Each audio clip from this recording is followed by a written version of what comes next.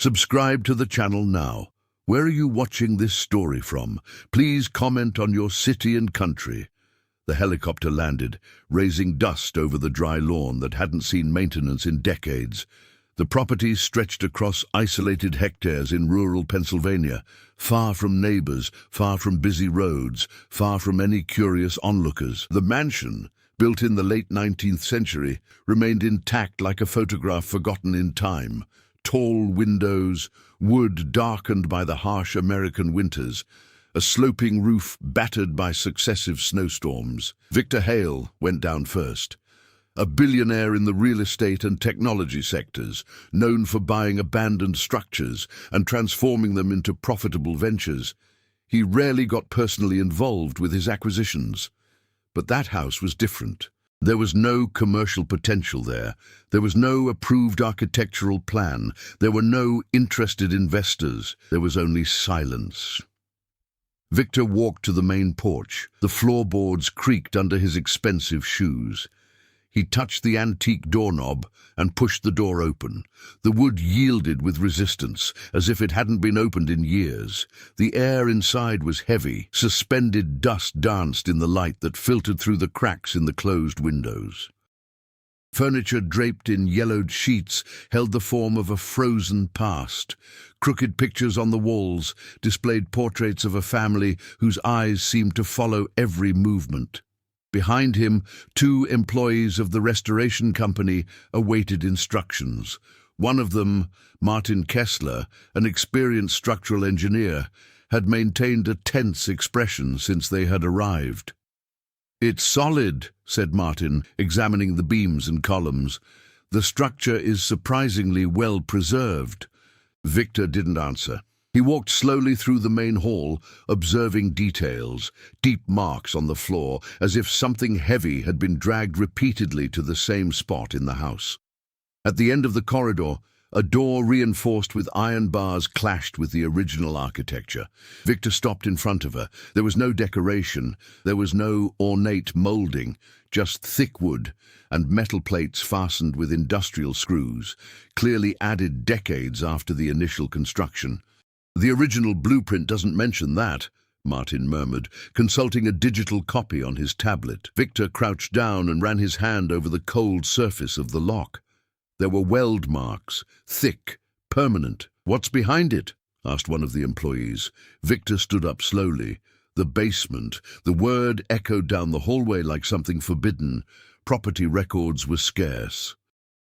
The house had belonged to the Whitmore family, steel industrialists who disappeared from public life in the early 20th century after a series of events that were never fully clarified.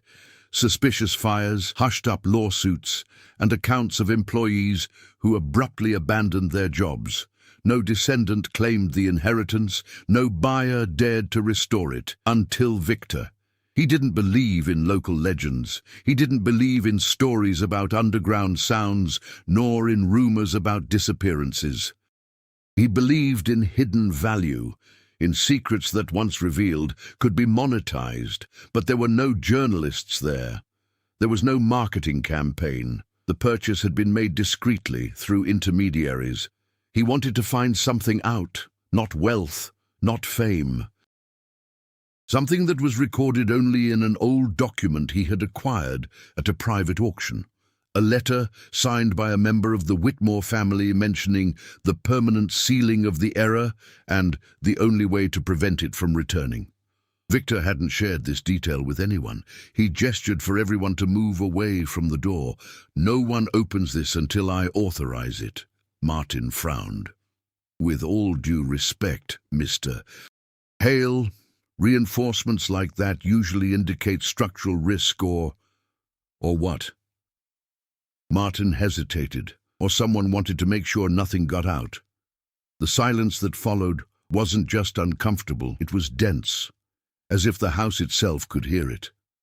Outside, the wind suddenly picked up, making the windows vibrate slightly. A dull thud echoed from somewhere above, perhaps a loose shutter, perhaps not. Victor walked through the house again, examining each room. In the dining room, he found marks on the walls, as if paintings had been hastily torn down.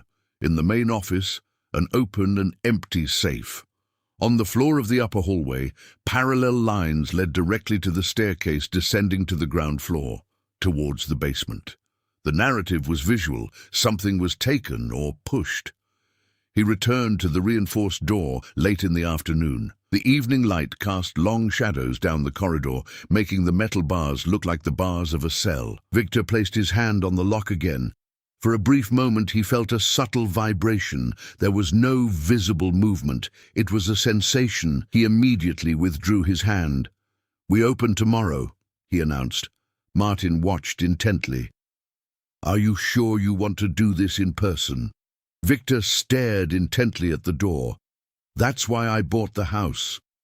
As they were leaving the property at dusk, the temporary security camera installed at the entrance recorded something unusual. For a few seconds, one of the second-floor windows appeared to darken from the inside, as if someone had walked past it. But everyone was already outside. The house remained silent. The basement, sealed off for decades, remained locked. For now.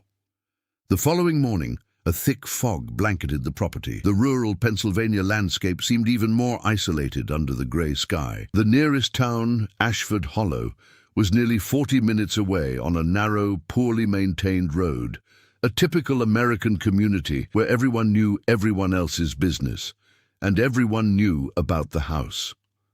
When Victor appeared at the small town cafe that morning, the atmosphere changed. Conversations dwindled, cutlery hung in midair. He was the stranger, too elegant, too quiet, too interested in something the locals had learned to ignore. The attendant, an elderly lady named Marlene, was direct. "You bought the Whitmore's house, it wasn't a question," Victor simply confirmed with a slight nod. "Nobody has lived there since 1928, she continued. "The last time someone tried to renovate, the workers left before the end of the week." "Why?" Victor asked without emotion. Marlene wiped the counter with slow movements. "They said they heard things, bangs, scratches coming from the floor. One of them swore he felt the floor vibrate." Victor kept his gaze fixed on her. "And the police? They never found anything, just silence." Martin, who was with Victor, realized it wasn't just superstition. There was genuine discomfort in the woman's expression.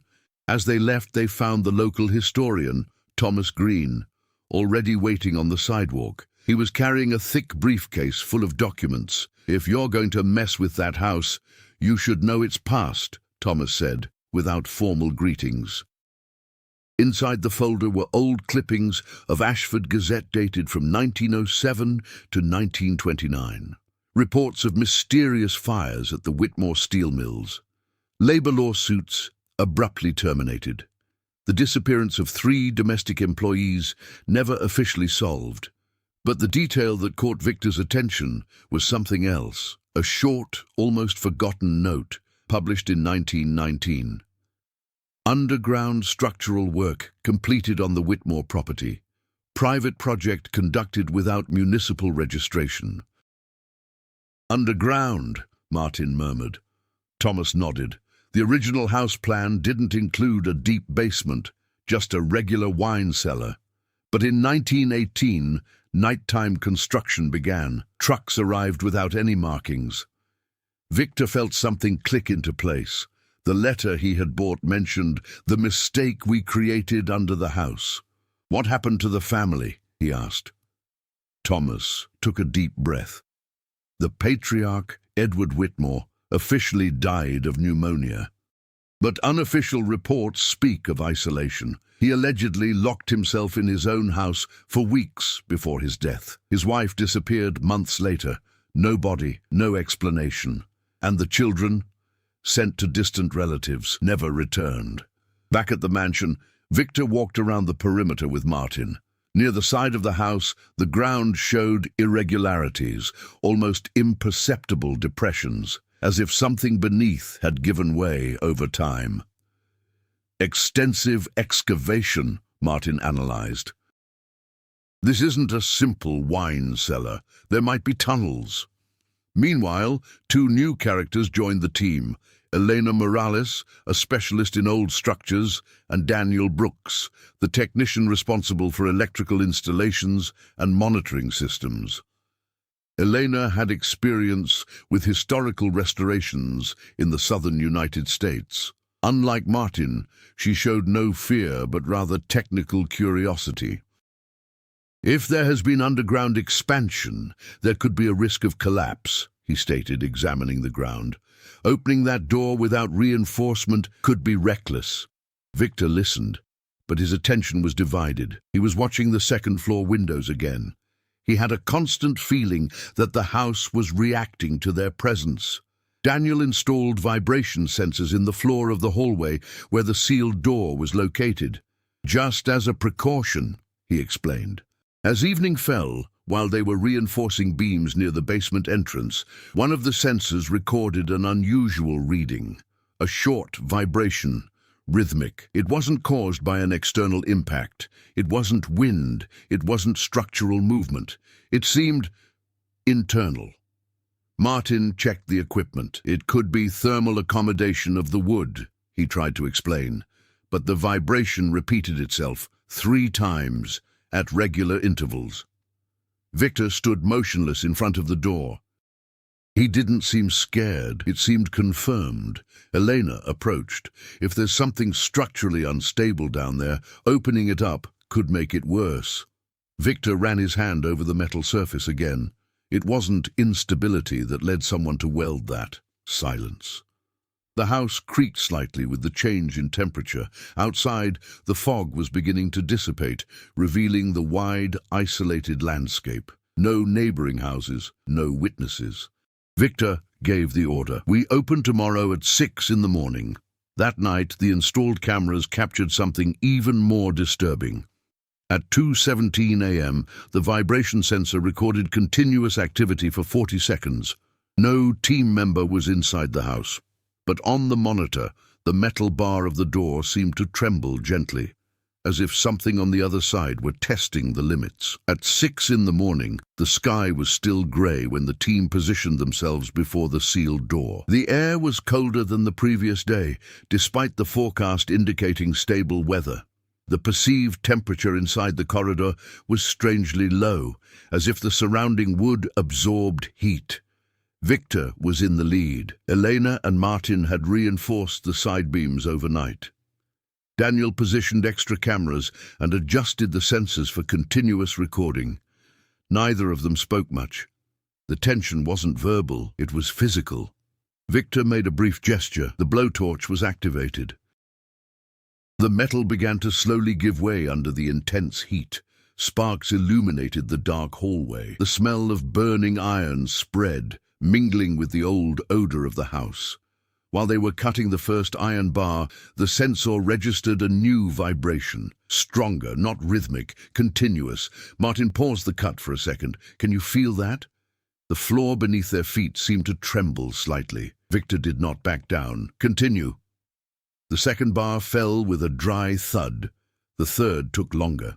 The sound of metal echoed throughout the house, reverberating in the empty hallways like a warning. When the last weld broke, only the main lock remained, a heavy industrial mechanism, clearly adapted after the original construction. Elena approached with hand tools. If the internal pressure is different, the door may open abruptly. Victor gripped the doorknob. The metal was cold. He turned around. Nothing. He forced it again. An internal snap. The lock gave way. The door did not open immediately. There was resistance, as if something on the other side was putting pressure on them. Then, slowly, the wood moved inside. The air that escaped wasn't just old air. It was dense. There was a metallic smell mixed with something organic, difficult to identify. It wasn't the smell of ordinary mold. It was something deeper, older. Lanterns were turned on. The staircase descended in a short spiral, made of raw concrete. The walls were reinforced with steel beams, a much more modern structure than the rest of the house, confirming the underground expansion mentioned in the files. Victor was the first to get off. Each step echoed hollowly. The temperature gradually decreased. At the bottom of the stairs, the space opened up. It was no ordinary basement.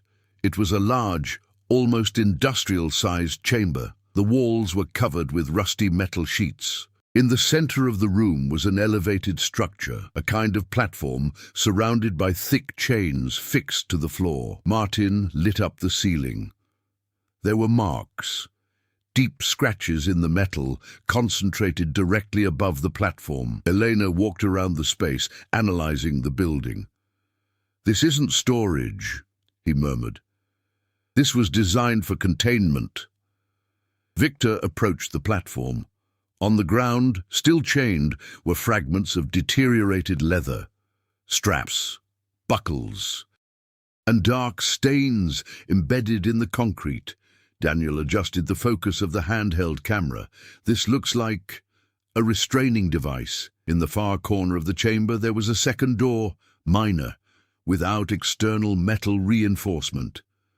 Victor walked over to her. Before he could touch it, a sound echoed behind them. A metallic impact. Everyone turned around. One of the central currents was swaying slightly. Alone. There was no wind there. There was no draft. Elena pointed the flashlight at the anchor point on the ground. It may have been a structural adjustment with the opening of the main door, he tried to rationalize. But then another sound came. Scratches. Long. Sliding along the metal of the wall. Not from the outside in, but from inside the chamber itself. Martin felt his stomach clench. "We are not alone down here." Victor walked forward to the second door. He turned the doorknob.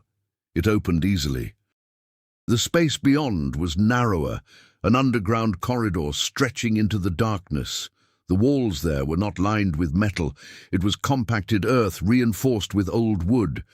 Something had been excavated manually. The runner continued for several meters before making a turn. Daniel checked the camera signal. "We are losing connection the further we advance." Victor started walking down the tunnel. Martin held his arm. This could be unstable. If there was improvised excavation 100 years ago, Victor let go of his arm. If anything was contained here, it didn't stay on the platform. Silence.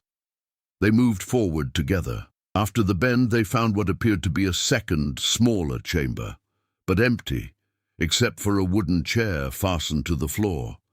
In front of her, on the earthen wall, were deep, vertical marks, as if something had been pressed against the ground repeatedly, and then Daniel realized.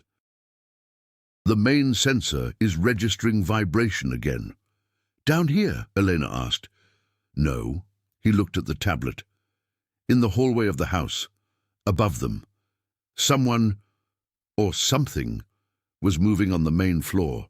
The team froze. They knew that no one else was on the property. The sound came next. Steps, boards, dragged directly above where they were.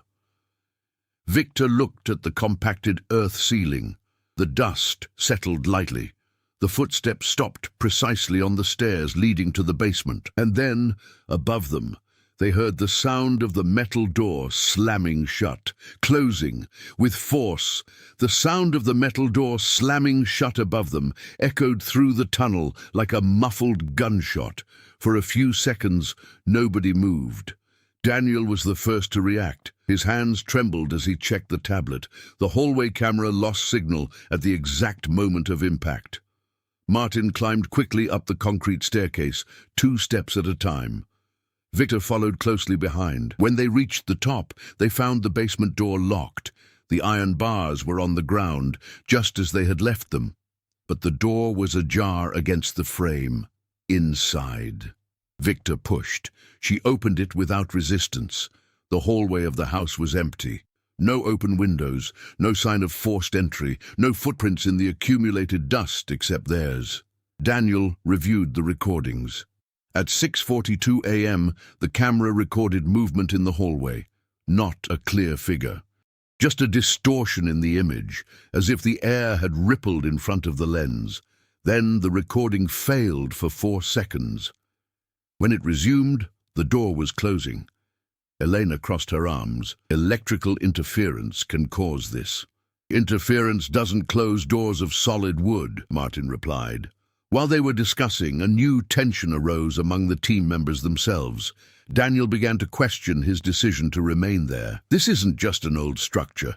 We're talking about something out of the ordinary. Victor watched the recording repeatedly. He didn't seem scared. He seemed annoyed. If someone entered the property, I want to know who. But there was another detail that no one had yet mentioned aloud. There was no record of anyone entering through the outer gate. The cameras installed the previous night hadn't captured any vehicles or people approaching. The subplot began to take shape when Thomas Green, the historian, unexpectedly returned to the property that afternoon. He was carrying another document, a partial diary attributed to Edward Whitmore. The pages were damaged, but one section remained legible. It's not a disease, it's not a man. It's our mistake. We thought we could contain it. But he learns, he imitates, he rises. Elena read silently. Martin glanced down at the corridor that led to the basement. Thomas continued. There are old oral accounts. Workers who participated in the excavation disappeared after its completion. Some residents said that Whitmore was funding unconventional research. What kind of research? Daniel asked. Thomas hesitated. Experiments in sensory isolation, studies on behavior under extreme confinement. He believed he could reprogram minds. Victor closed the diary firmly. That's speculation. But that night, another subplot developed. Eleanor, alone in the main room reviewing old blueprints, began to notice discrepancies. The actual underground footage seemed greater than the tunnel they had explored. She measured the external dimensions of the house again. There was non-matching structural space below the east side of the property, an emptiness.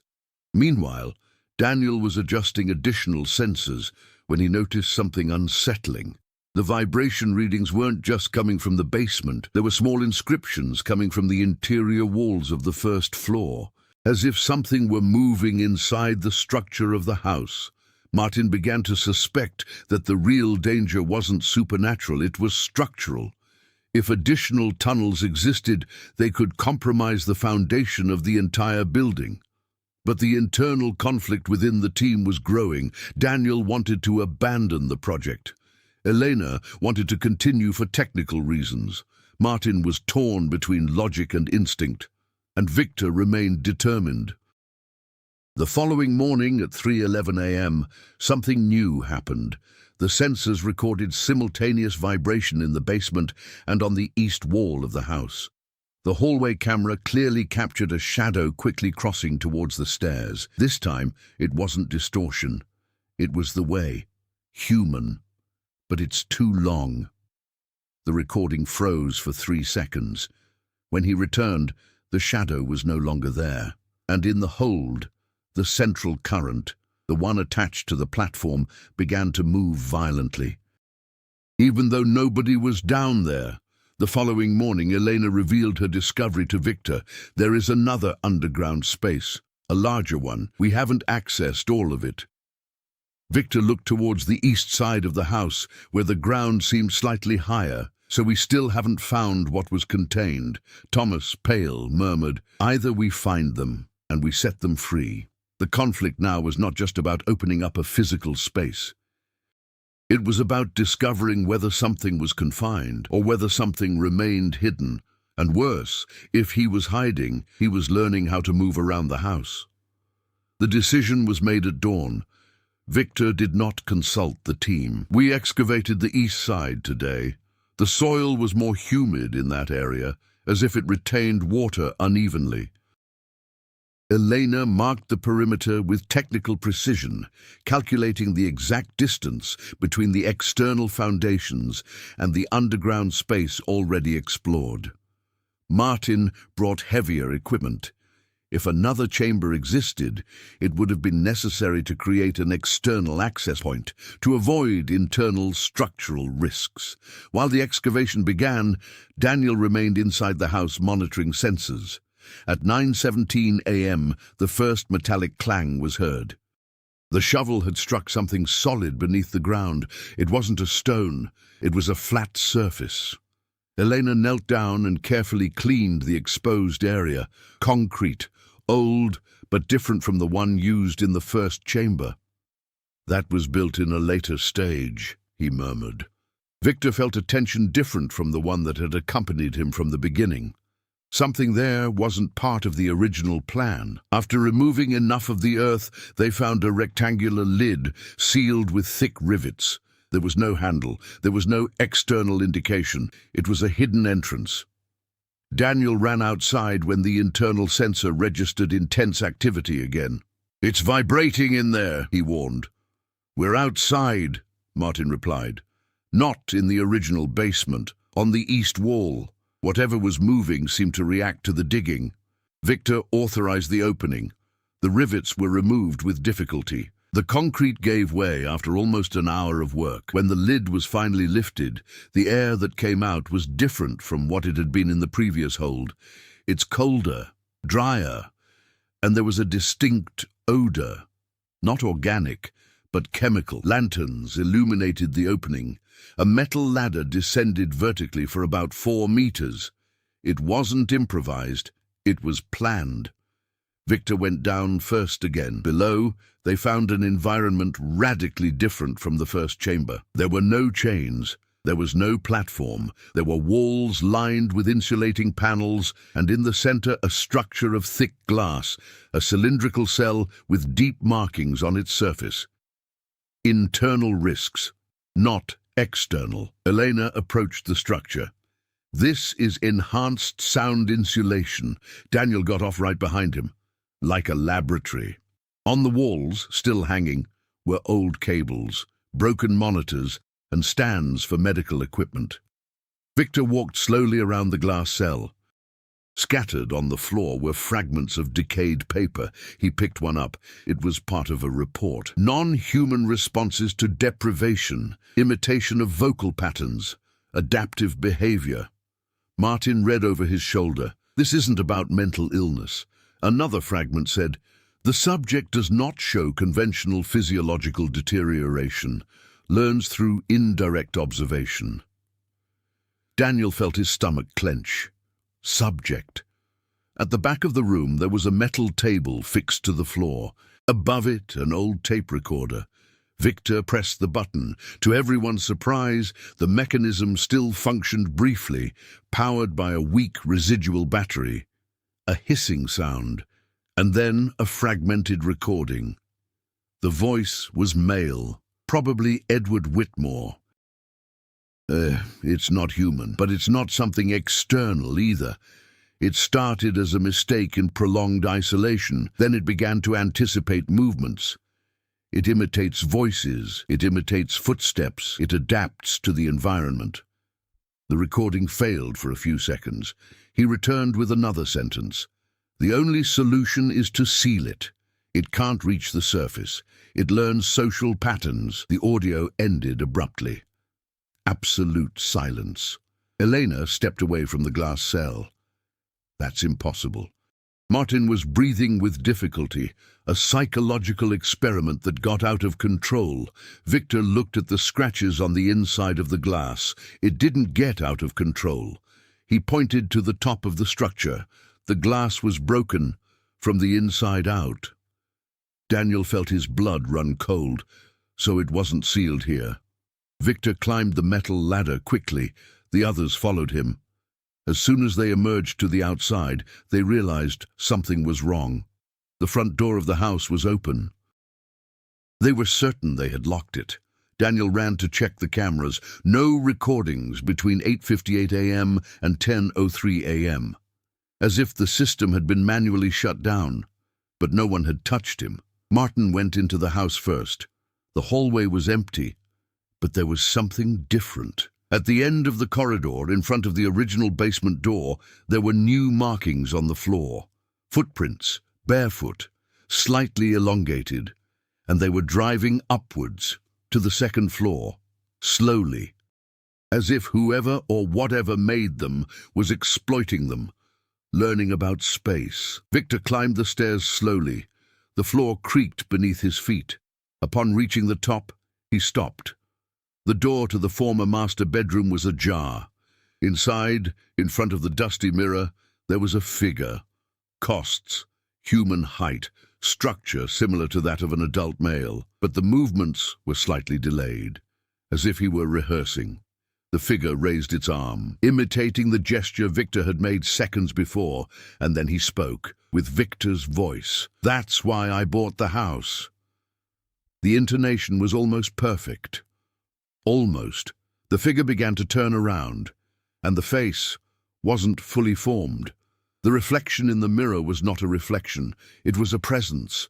As the figure began to turn, Victor took a step back, not out of obvious fear, but out of calculation.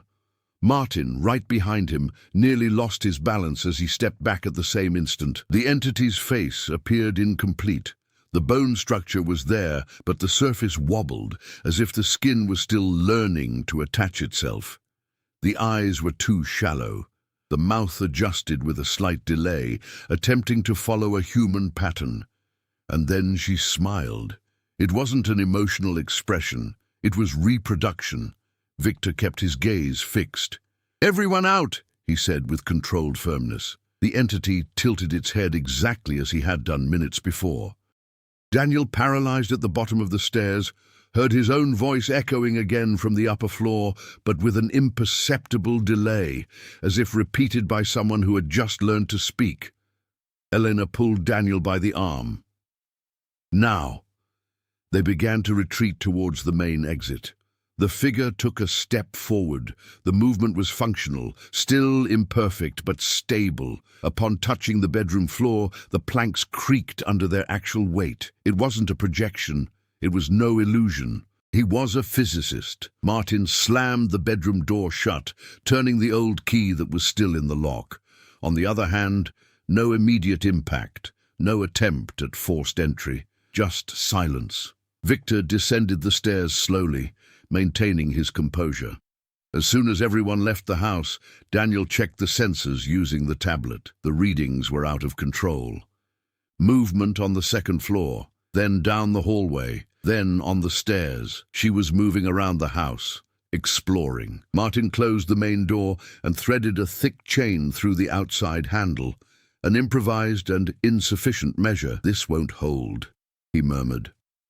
Eleanor stared out the second-floor window. "He learns social patterns," he repeated, recalling the audio. Thomas, who was watching from a distance, was pale. Whitmore tried to isolate him to study his behavior. If he spent decades confined, he may have developed strategies. Daniel interrupted. Strategies for what? No one answered. A dry, crackling sound echoed from inside the house. A second-story window slowly opened without anyone touching her.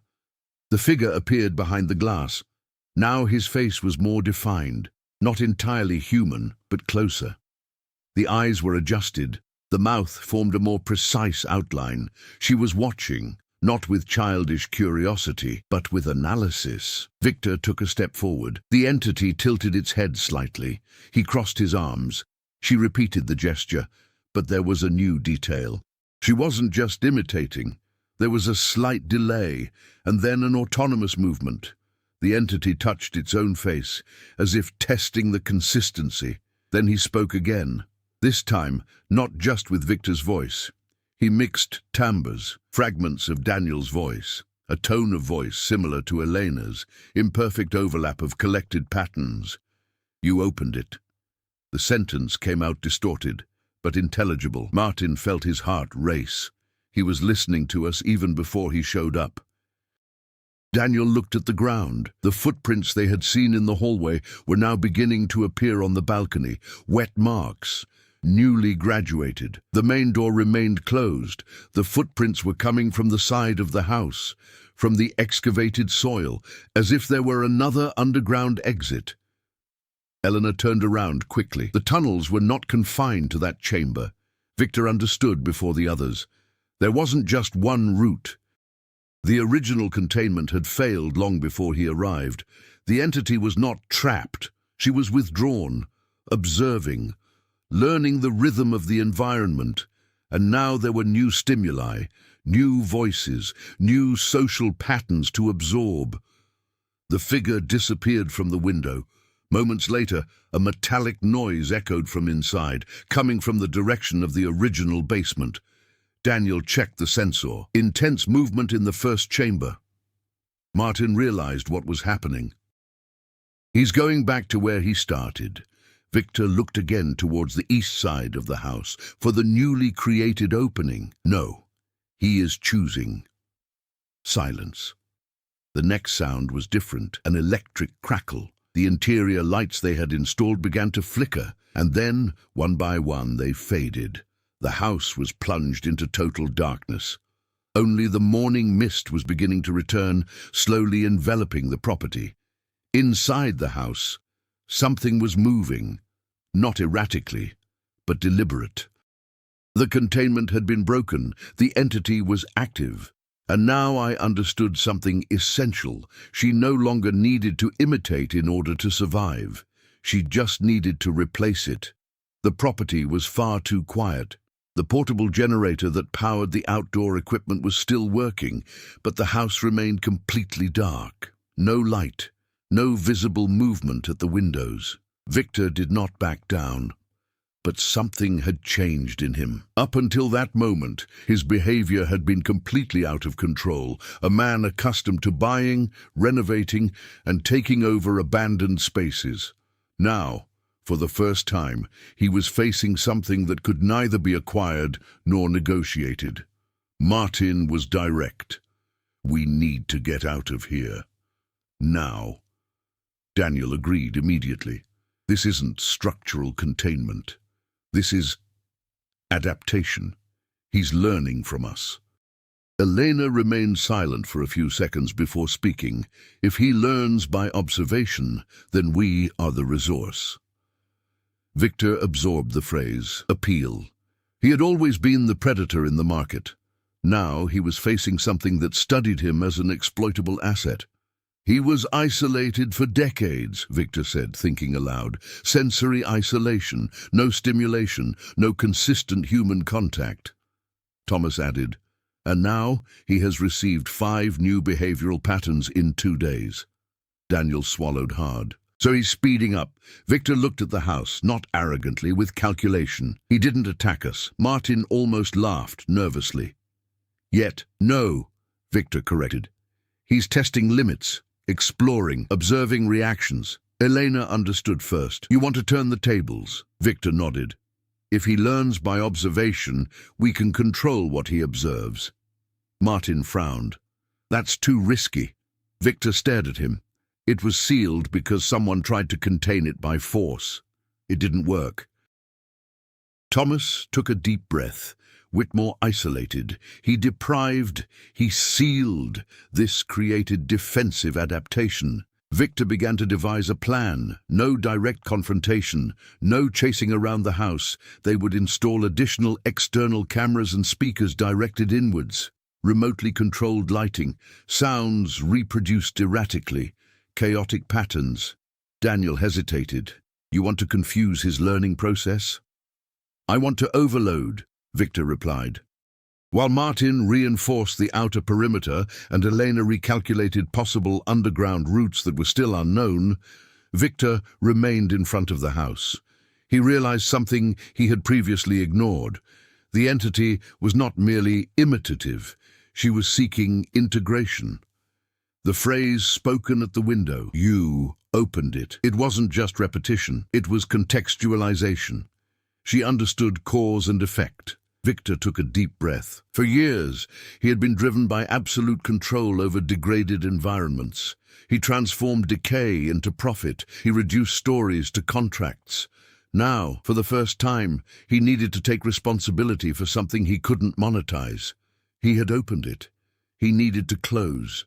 The first exterior lights were switched on manually, illuminating all the windows simultaneously.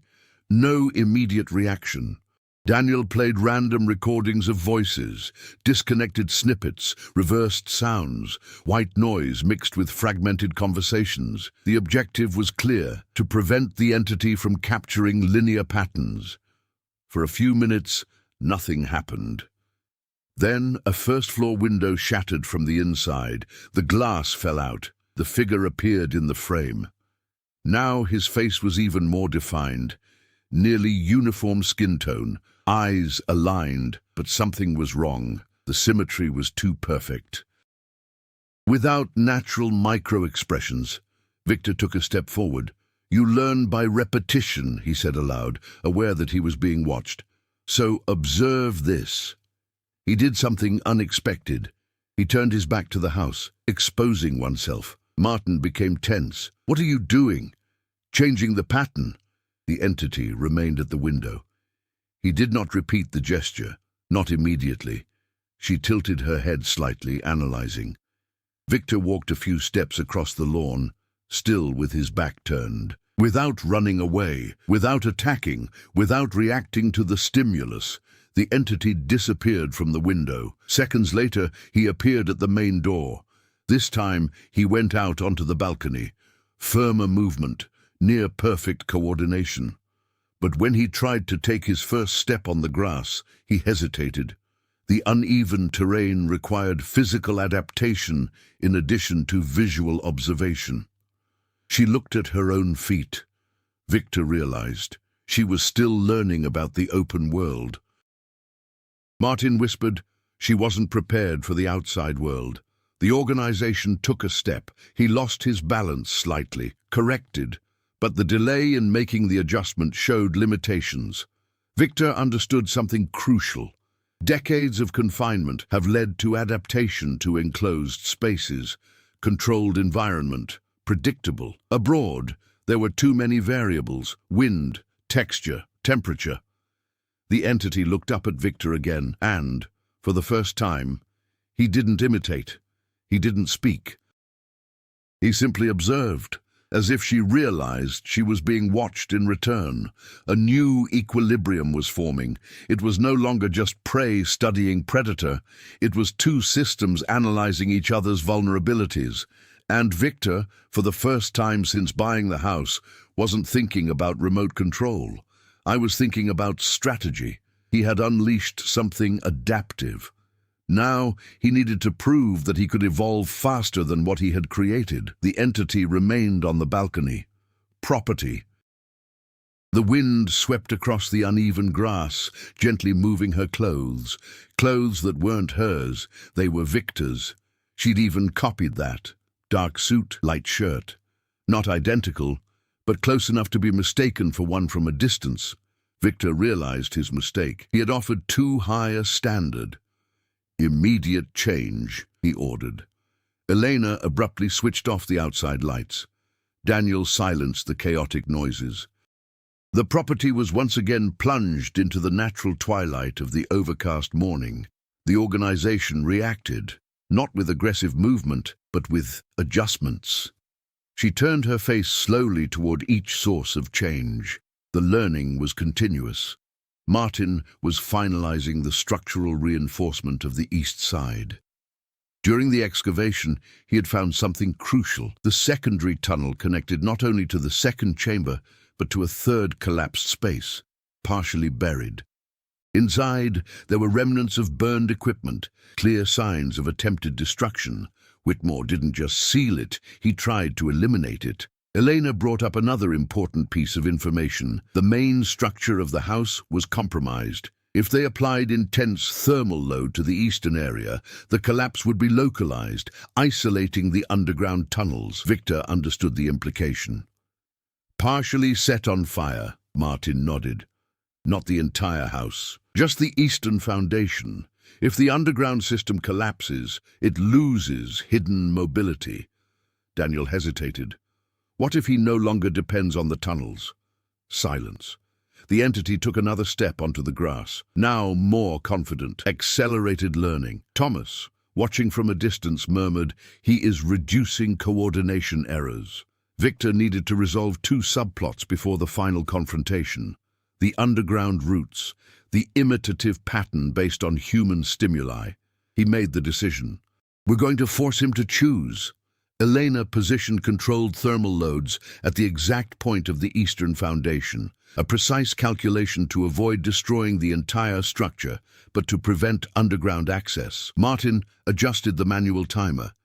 Meanwhile, Daniel was preparing one last resort, audio transmission with simple, repetitive commands.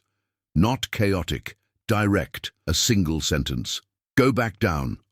Victor approached the entity a few meters closer. She was watching. No smile, no immediate copy available.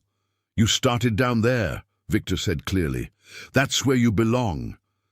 The entity tilted its head slightly. Victor repeated the phrase. No emotional change, no challenge, without fear.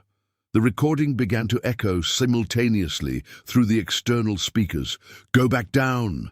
Continuous repetition, neutral tone, no variation. The entity put its hand to its head. First sign of discomfort. Not physical, cognitive. Learning by imitation depended on human variation. The repetitive command created a closed loop. She took a step back. Victor did the same, minimal mirroring, but she couldn't maintain the standard when there was nothing new. Go back down. Repetition. Repetition. Repetition. The entity began to move its eyes rapidly, searching for new stimuli. There wasn't one. The team remained motionless, without speaking, without gestures, without offering new material. It was the first time since the basement was opened that the group had acted as a coordinated system. The organization has taken another step backward, heading towards the house. Victor discreetly raised his hand to Martin. Silent signal. The timer was ready. The entity retreated to the main door. He hesitated. He looked at Victor again. For the first time, there was something different in the expression. It wasn't an imitation. It was calculation. She turned around and went inside the house. Daniel kept the audio on repeat. Go back down. The internal sensors began registering rapid movement descending the basement stairs. Martin activated the timer. 5 minutes. Elena monitored the structural reading. The entity moved through the tunnels, fast, perhaps sensing impending change. Victor did not take his eyes off the door. The plan was simple. Force return to the original environment. Eliminate broken alternatives. Lockdown again. But this time, not with passive isolation. With active destruction of the underground network. 3 minutes. The ground began to vibrate slightly. 2 minutes. The sensor recorded intense movement in the second camera. 1 minute. The recording was still echoing. Go back down. 10 seconds. The vibration increased. 5, 4, 3, 2, 1. The controlled explosion was not high. It was profound.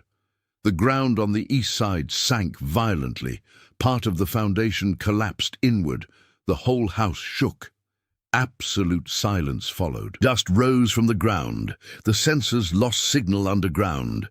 Everyone looked towards the main door. No movement, no shadows on the window, no figures emerging. But the conflict was not yet resolved.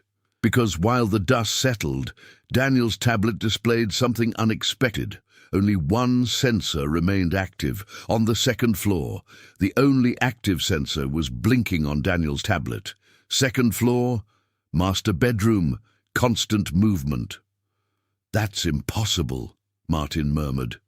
He was in the tunnels. Victor did not respond. He was already walking towards the house. We don't know that, he simply said.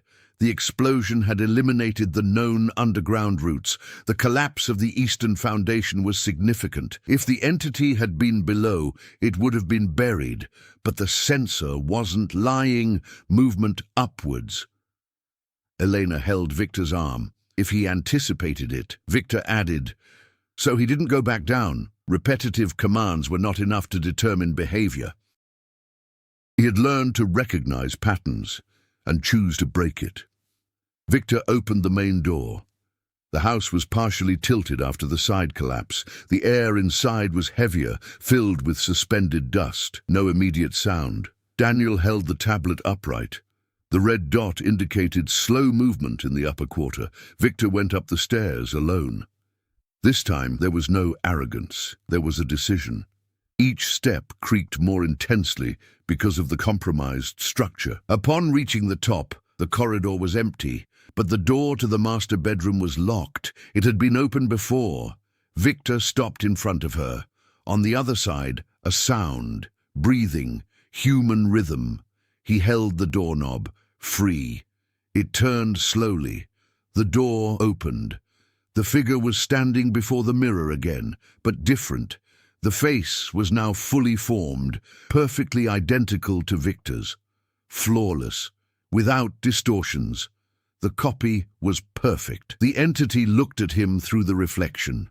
And he spoke, with perfectly synchronized voices. You learn quickly it wasn't an imitation. That was the answer. Victor realized the turn of events. He wasn't facing a simple imitator. I was facing something that had gone beyond the stage of a crude copy. Now I was selecting adapted. He made his own decisions. You didn't need to go back downstairs, Victor said, maintaining a firm tone. The entity completely reversed course. The movement was natural, no delay, no coordination error. I didn't come back, he replied. Heavy silence. Victor understood. During the chaos of the repetitive audio and the preparation for the explosion, the entity did not descend through the tunnels. She went upstairs. He chose the highest point in the house, a safe place while the collapse occurred below. Strategic learning. She didn't just imitate human behavior. She anticipated it.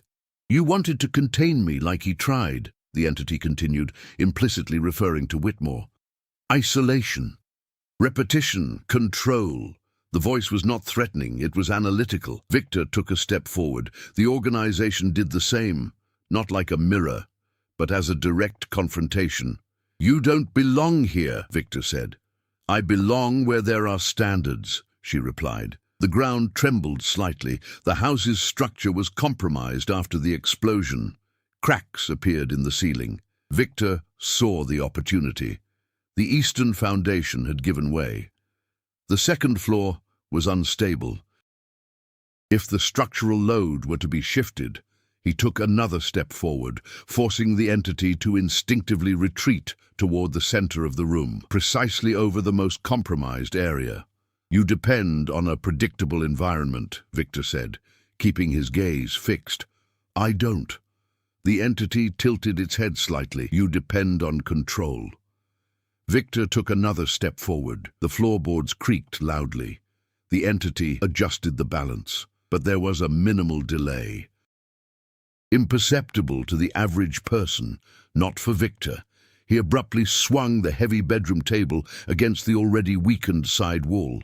The impact displaced enough weight to cause a deep structural crack. The entity looked at the ground, too late. The floor gave way beneath them both, but Victor was prepared. He had calculated the exact position near the door. When the wood broke, he lurched backward, gripping the doorframe. The entity fell along with the central part of the floor. It plummeted to the lower floor, exactly in the area affected by the underground collapse. The final impact was followed by a dry bang. Part of the second floor partially collapsed. Dust rose up the hallway. Martin and Elena ran upstairs, but stopped when they saw the hole in the bedroom. Victor was still holding onto the doorframe, breathing with difficulty. Down below, beneath the rubble of wood and concrete, the entity was trapped. It was still moving. He was trying to stand up, but the collapse had destroyed structural support. Metal beams from the old underground system pierced the space like makeshift grates. She looked up. For Victor, without fear, without hate, just the final calculation. You learned, she said, in a voice identical to his. Victor replied, I've changed. Martin pulled Victor back when additional parts of the structure began to give way. The rest of the floor collapsed, completely burying the entity under layers of wood, concrete and steel. Absolute silence, no vibration in the sensors, no movement detected. The house, partially destroyed, was stable enough to remain standing, but the underground system had been completely crushed. Daniel checked the tablet. All sensors are inactive. No reading on the second floor. None in the basement. Nothing. Victor looked at the hole in the ground. He didn't smile. He didn't celebrate. The entity was not destroyed by brute force. It was defeated by unpredictability, due to change. She had learned patterns, but he was unable to predict a decision outside of his own analytical profile. Victor had done something that was out of character for him. He relinquished absolute control. He took a risk, and it evolved faster. The fog had completely enveloped the terrain. It wasn't as thick as it used to be. It was uniform, silent, too natural. Victor walked slowly along the side of the house, accompanied only by Daniel. Martin and Elena remained near the vehicles, on high alert, watching every shadow that moved. The plan was simple, too simple: to enter, to confirm whether the entity had returned to the underground chamber, seal the access with quick-drying concrete brought in the pickup truck, end it there. But none of them truly believed that something so old and adaptable could be sealed with cement. The side door was ajar. There were no signs of forced entry. Daniel whispered, "Did you notice that he stopped imitating?" Victor nodded. "Because it's no longer needed." The interior of the house was completely dark. The flashlights cut through the darkness, revealing particles suspended in the air, dust mixed with something finer, something organic. They went down the stairs to the basement. Each step seemed to echo beyond what was expected. The corridor leading to the camera was intact, but different. The walls were damp, as if they were breathing. The door to the underground chamber was open. The old chain lay on the ground. The mirror was broken, not shattered violently, but cracked into symmetrical patterns. Daniel swallowed hard. "He's not here." Victor took a few steps forward. The center of the chamber was empty. No footprints, no marks. "I am here." Absolute silence. Then Daniel pointed the flashlight at the ceiling. There was something written, not with ink, not with charcoal, but with condensation. Marks made with one's own fingers. A short sentence, irregular, but clear. "Now I understand." The air felt colder. Victor felt something different for the first time. Not fear, but it's delayed, the feeling of being slightly out of sync with the environment. Daniel blinked, and for a second, just a second, the flashlight's light seemed to flicker. When it stabilized, Victor was a few steps ahead of where he should have been. Daniel frowned. "Did you move?" Victor turned slowly. "No." But his voice sounded a little late. Almost like a faint echo superimposed. Daniel felt his stomach churn. "Say it again." Victor held her gaze. "Daniel." This time, the pronunciation was perfect. Natural, human, exactly as it always had been. Daniel took a deep breath. "I was becoming paranoid. It was the atmosphere, the tension. They needed to leave." "Let's seal this up and leave," said Daniel. Victor agreed. They went up the stairs. Outside, Eleanor ran when she saw them. Did they succeed? Daniel answered first. "It's empty." "He's not there." Martin turned pale. "So where?" Victor interrupted. "He finished." The firmness in his voice made everyone look at him. There was something different about his posture, more stable, more adjusted. Elena narrowed her eyes. "What do you mean by it's over?" Victor stared at the house. The fog was beginning to dissipate slowly. He understood social patterns. He learned voices. He learned the behavior. And he learned something essential about us. Daniel felt a chill down his spine. "What?" Victor turned to him. Their eyes were perfectly aligned, too symmetrical. "That you rely on familiarity." Silence. A light breeze swept across the terrain. Martin took a step back. "Victor." But Victor did not answer. He simply kept his gaze fixed on Daniel, without blinking. Too much time. Elena noticed first. "Daniel," she murmured. Daniel swallowed hard. "What?" Elena spoke softly. He didn't blink. Victor smiled. "Natural. Exactly. Trained. That's irrelevant. At the right pace." And then he blinked. Perfect, but too late, because in that brief second of adjustment, his features had trembled, microscopically, as if the surface wasn't completely fixed. Martin stumbled backward. "No." Daniel took 2 steps back. When he wrote, "Now I understand," Victor tilted his head. It was the right moment. The voice was still his, but now there was multiple depths, subtle layers, almost imperceptible fragments of other timbres. Elena whispered, "He didn't go back to the chamber." Victor replied, "I went back." Absolute silence. The fog has completely lifted. The sun was beginning to rise on the horizon. Victor, or whatever occupied his form, observed each of them with clinical precision. There was no rush. There was no aggression. Evaluation only. Daniel tried to reason. "If you've learned all this, why not replace us immediately?" Victor smiled again. This time, more gentle. "Because now I understand something different." He took a step forward. "Replacement requires coexistence." The phrase landed like a stone. Eleanor felt her legs go weak. Martin murmured, "How long has it been?" Victor replied calmly, "Enough time." Daniel recalled the brief delay at the front of the pack, due to a slight misalignment. From the feeling of desynchronization, it hadn't been paranoia, it had been a transition. The entity did not escape, he didn't run away. She switched. And perhaps not just once. Victor walked towards the car. Stable movements, humans, precise. Before going in, he turned around once more. "You should go home." The intonation was perfect, comforting, almost kind. "The containment operation is over." He got into the vehicle, he started the engine, and he set off down the road, enveloped in the growing morning light. The three remained motionless. The sound of the car faded into the distance. None of them dared to speak for several minutes. Until Daniel broke the silence. What if it wasn't just him? Elena closed her eyes, "Because I had understood the same thing. If the entity needed to learn how to coexist, she needed closeness, contact, continuous observation, and they had all spent hours inside the house. The wind stopped, the sun has risen completely. The house looked like just another old building again, silent, harmless. But now there was something different in the air. It's not a threat, no persecution, but it's possible." Perhaps because the entity was no longer confined to a single body. Perhaps I was learning from more than one. And maybe the replacement had already begun long before they realized it. They didn't come back together. That was the first silent decision.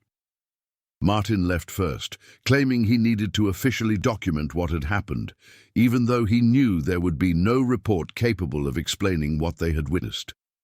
Elena left soon after, saying she needed to review the recordings. Daniel was the last one left, observing the house, waiting. Perhaps something would move, perhaps nothing would move, but the property was too ordinary, too normal, the kind of normalcy that bothers people more than any supernatural manifestation. Before leaving, he received a message on his cell phone. It was Victor's. Just 2 words. "I am fine." Daniel stared at the screen for several long seconds. Nothing threatening. Nothing strange, but still wrong. Because Victor never sent such short messages. I never used that neutral tone. He was always objective, direct, no gentleness. Daniel typed back, "He is sure." The answer came almost instantly. "Yes, thank you for your trust." He didn't reply anymore. He got back in the car and drove off. In the following days, they tried to act normally. Martin did not file any report. He simply said that the house's structure was unstable and needed to be isolated. Elena reviewed the recordings. But there were flaws, deleted sections, critical moments with inexplicable interference. The phrase on the ceiling of the chamber did not appear in any image, as if he had never been there before. And then the little things began. Nothing dramatic, nothing cinematic about it, just details. Martin noticed that his wife had made a curious comment during dinner. "You seem different today." He laughed, changing the subject. But that night, when she looked in the bathroom mirror, it took her a little longer to recognize her own expression, as if there were microseconds of delay. Elena had a similar experience in the lab. A colleague asked why she was repeating his exact words before he finished the sentence. She didn't remember doing that. Daniel avoided thinking, but he began to notice that he anticipated answers. I knew what people were going to say before they even spoke, not by intuition, but by calculation. Predictable patterns. Conversations are logical sequences, reactions are predictable. At one point he found himself unconsciously imitating a friend's tone of voice, perfectly, naturally, as if he had trained. Victor, on the other hand, seemed excellent, productive, charismatic, too stable. He started participating more in the meetings. He spoke with confidence, with impeccable social precision. He never interrupted, he never hesitated, he never showed any signs of tiredness. People started praising him. He has changed for the better. This phrase was repeated several times, and that's exactly what scared Daniel, because the entity didn't need to be monstrous. It needed to be functional, adaptable, superior in interpersonal skills. One day, Daniel received an unexpected invitation, an informal meeting at Victor's house, just the four of them, like before, to close the cycle. He almost refused, but something led him there. Victor's house was modern, well lit, flawless. When he arrived, Martin and Elena were already there, seated, talking, too calm. Victor served wine, smooth movements, absolute control of posture and expression. Daniel observed every detail. No delays, no visible flaws. Victor raised his glass. To survival. They all repeated the gesture. The glasses clinked. For a brief second, Daniel had the feeling that the sound echoed beyond normal, as if there were a slight overlap. Victor spoke first. I spent days reflecting on what happened. Elena nodded. Me too, Martin added. It was an isolated event. Daniel remained silent. Something was wrong with the dynamic. Too much synchronization. Adjusted responses. Victor looked directly at him. Daniel, you seem worried. The intonation was perfect. But the eyes were assessing. Daniel took a deep breath. I just want to make sure that it stayed there. A brief silence. Victor tilted his head. At the exact angle that the entity was facing, microsecond, almost imperceptible. It was left. Martin and Elena repeated almost simultaneously, it was left. Daniel felt his heart race, because now he could see the pace of the responses. The timing is identical, rehearsed naturalness. Victor smiled. Are you still thinking about a replacement? The word was spoken with slight emphasis, as if savoring the concept. Daniel realized something devastating. Perhaps the question wasn't who was replaced, but when did it begin? Because the entity did not need to act abruptly. She needed to learn how to get along with others. And coexistence requires repetition, constant contact, interaction.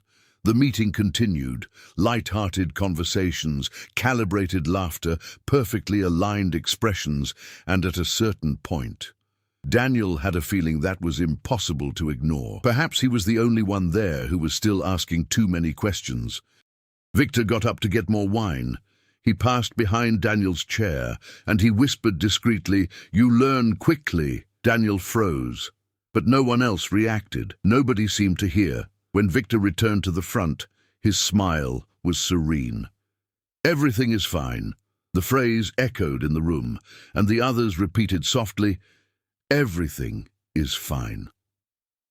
Daniel then realized the most unsettling truth. The entity did not rule by force. He dominated through adaptation. It improved human behavior. It improved coexistence. It eliminated emotional flaws. It became an optimized version. And perhaps the problem wasn't that she existed, but the fact is that nobody would notice when it was no longer human. That night, as he was leaving, Daniel looked at his reflection in the car window. For a moment, he had the impression that his own smile took half a second to catch up with his eyes. He blinked, and everything was normal, or almost, because now there was a permanent doubt. And doubts are seeds, and seeds, when planted in shared experiences, they grow. What if the greatest threat was never something monstrous, but something that learns to be better than us? The house was isolated. The basement remained sealed. Officially, nothing happened. But think about it for a moment.